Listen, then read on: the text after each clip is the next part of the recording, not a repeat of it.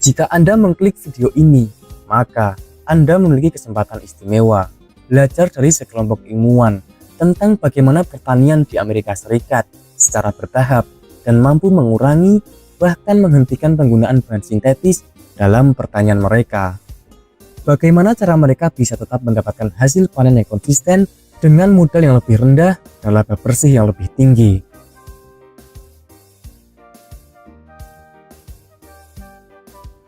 Untuk mengawali bagian pertama ini, mari bergabung bersama Dr. Rick Haney dari Temple, Texas untuk mengetahui tentang penelitiannya di wilayah ini. Microbes are alive in the soil, and we've ignored that for a long time. Microbes take in O2 just like we do. We breathe in oxygen, and they breathe out CO2. Microbes do the same thing. The harder we work, the more CO2 we release. The harder they work, the more CO2 they release. It's a very similar thing. So back in graduate school in '94, we were looking at Alan Franzluber's was showing me this equation that he thought he developed about CO2 and soil respiration. He was doing 21, 24, 36 days incubation studies.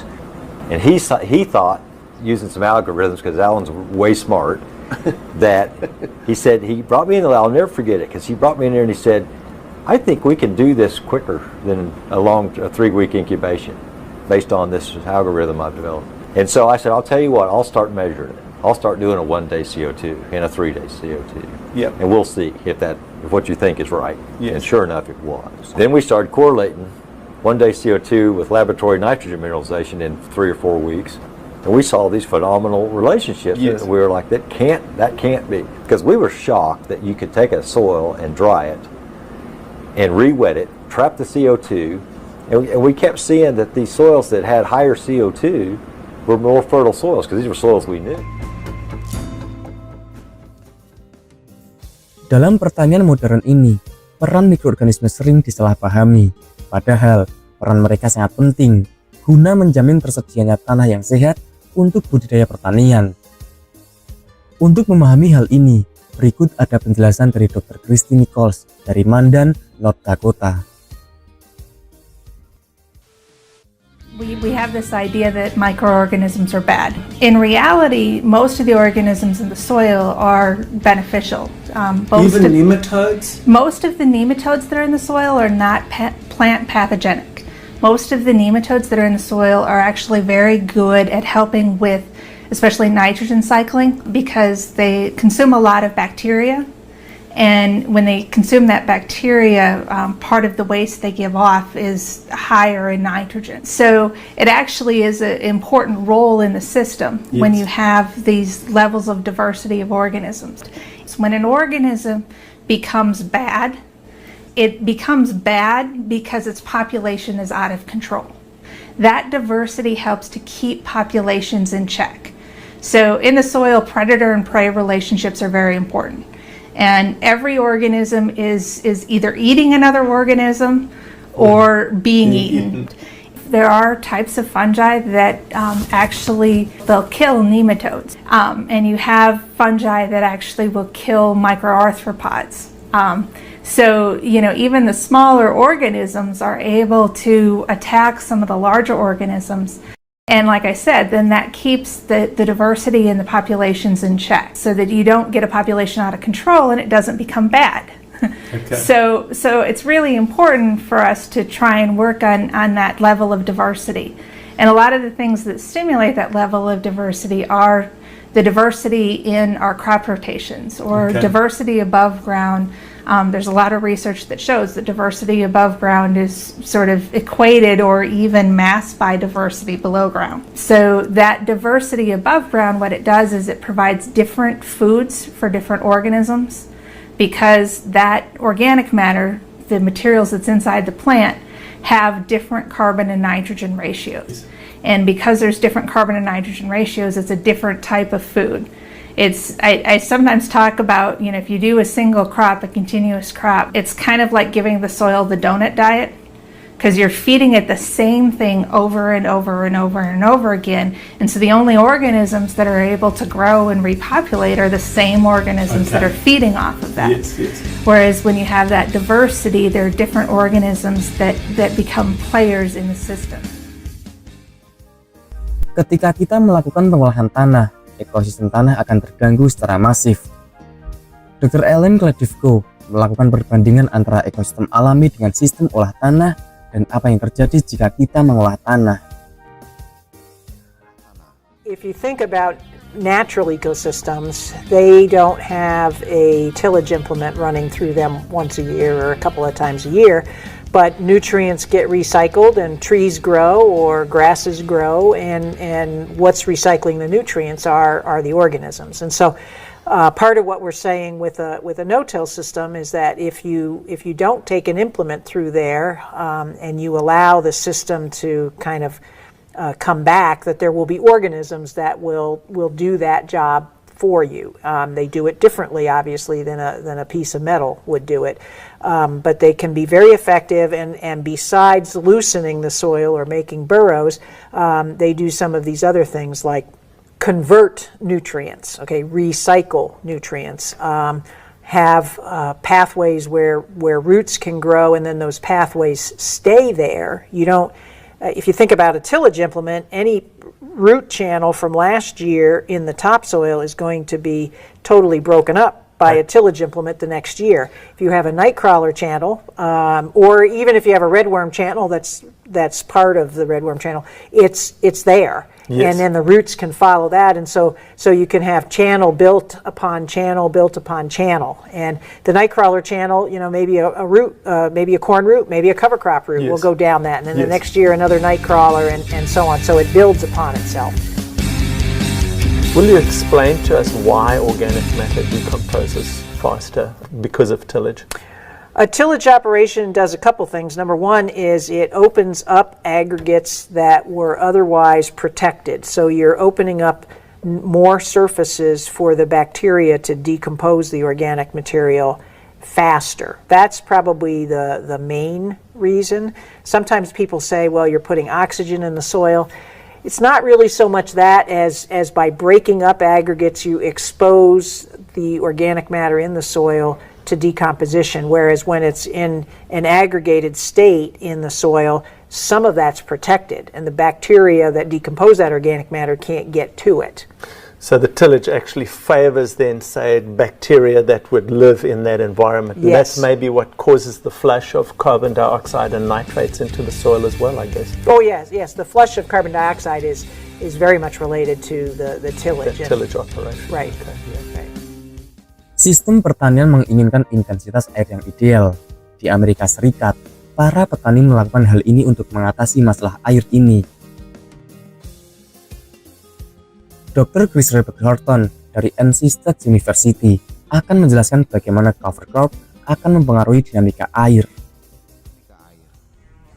Water, I think, is going to be a real limiting factor over the next several decades. And particularly here in the southeast, we tend to get most of our summer precipitation in these huge rain events. And one of the things that cover crops bring to this system is they slow the movement of water across our fields. And so that we think that we have a lot of yield potential that we can garner with cover crop residues by allowing more water to soak into the soil. Okay. Well, tell us about some of the actual work that you've done. Sure. Well, we've worked both in corn and soybeans at this point. Yep. So we started with soybeans, and there we use a rye cover crop. One of the ways that we're going to get more biomass into these systems is not treating the cover crop as an afterthought. Thinking of it as a key part of the production philosophy of the field. We plant our rye cover crops early, which makes a big difference. We try to plant that in October as opposed to throwing it in, November, December timeframe. That does tremendous amounts for us. It's interesting what that does for water dynamics. I think, for one thing, it makes it actually drier in the spring. If you think about it, if you're going to plant a plant out there over the winter and we're going to grow it, we're going to extract water out of the soil over the season. So as you plant, we can actually be a fair bit drier than we would be. Now that can be a plus or minus depending on where you're farming. So in some areas, traditional no-till agriculture, without the cover crop, we can be a bit wet and cool later into the spring, and so getting into the field can be a trouble. So some drying can be a benefit on some soil types. Okay. On some soil types, it can be a greater concern. But then at some point in the season of that soybean, then flops. The plot that had the cover crop now becomes the wetter one, because we're soaking in, again, those big rain events that come in. We're allowing greater water infiltration in those than we are in a conventional no-till setting where we don't have that residue to break up the water. Okay. Corn, of course, we stand even greater benefit. In our work with corn, we've done, again, that side-by-side comparison with and without the cover crop. And we can see that, certainly by the time we get to silking, which can be a very important time for water dynamics, those two have flopped under our conditions. So now the one with the cover crop mulch is now wetter than the one without a cover crop mulch. Both of them done via no-till. We can actually score that. We go in and we look at our corn plots and we rate when in the morning under drought conditions does the leaf first start to curl. That's a powerful integrator telling you what the water stress on that plant is. And the plants under normal no-till are rolling well before, hours before we see them rolling under a no-till with a massive cover crop under there. So we think that alone right there, it gives you longer period each day to grow, to set carbohydrates, to build your yield. Legum atau tumbuhan kacang-kacangan, tanaman inti dan cover crop merupakan bahan alami yang akan menciptakan simbiosis di dalam tanah. Ketiga kombinasi tanaman tersebut dapat memaksimalkan kinerja mikroba untuk memasukkan nitrogen ke dalam tanah. Dr. Judy Grossman dari NC State University akan menjelaskan tentang bagaimana memaksimalkan sumber daya ini. My work really involves looking at legumes to try to figure out how we can really make them the most efficient nitrogen source we possibly can by looking at the microbial component of the legume rhizobia symbiosis. We work a lot with organic farmers simply because right now those are the farmers who are really interested in using legumes for nitrogen supply. As nitrogen prices go up, we're going to need to turn to some of these alternative processes such as nitrogen fixation.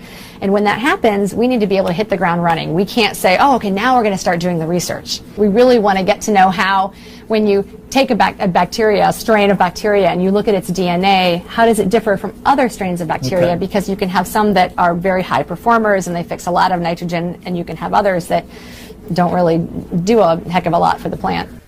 In my mind, what would really help the farmers is trying to understand the tools they can use as farmers to help increase nutrient supply to their crop plants. So try to figure out how much nitrogen is supplied when they put a legume in the soil and let it decompose, how that is released, when it's released, how we can get more nitrogen into the legume by enhancing the fixation ability of the microbes. So all these little pieces will help us be able to help farmers develop their own research, their own experimentation, so they don't need to rely on the recipes. They can say, oh, I know that if I can calculate a square meter of legume biomass, and I can calculate how much I have and how much nitrogen is in that square, I can then figure out on my whole field how much nitrogen is being added through this legume to my soil.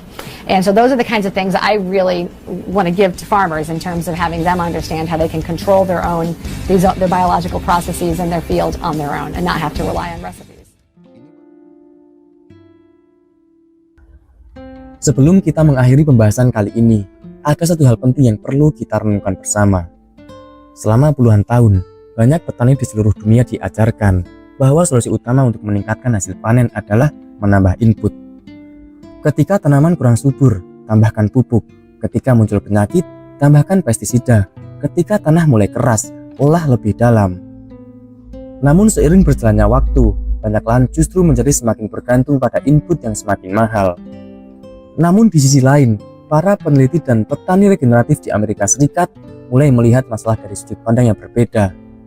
Mereka tidak hanya bertanya, apa yang dibutuhkan tanaman, tetapi juga bertanya, apa yang dibutuhkan tanah.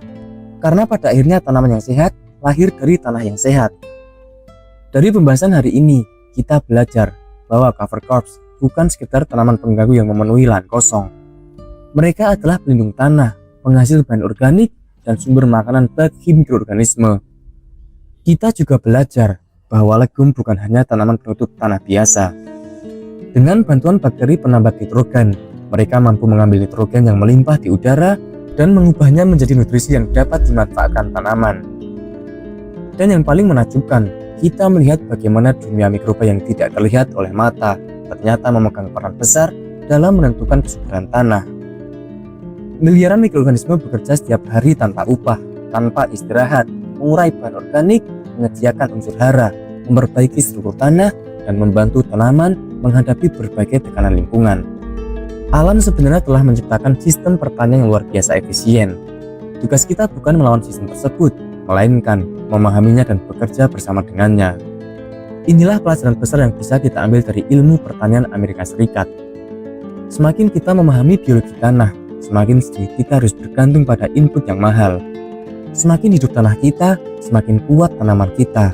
Dan semakin kuat tanaman kita, semakin besar peluang kita untuk membangun pertanian yang produktif, menguntungkan, dan berkelanjutan untuk generasi berikutnya.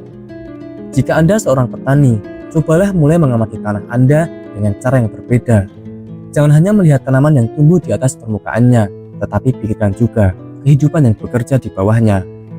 Karena rahasia kesuburan seringkali tidak terlihat oleh mata, tetapi dampaknya bisa dirasakan pada setiap musim panen. Terima kasih sudah mengikuti pembahasan ini sampai akhir. Jika Anda mendapatkan manfaat dari materi ini, jangan lupa untuk membagikannya kepada petani lain agar semakin banyak orang memahami pentingnya membangun kesuburan tanah secara alami. Tulis di kolom komentar pengalaman apa yang pernah Anda rasakan saat menggunakan cover crops, tanaman legum, mycorrhiza, atau metode pertanian biologis lainnya. Saya sangat tertarik mendengar cerita Anda dan pengalaman dari lapangan. Jangan lupa klik tombol like, subscribe, dan aktifkan lonceng notifikasi agar tidak ketinggalan seri berikutnya.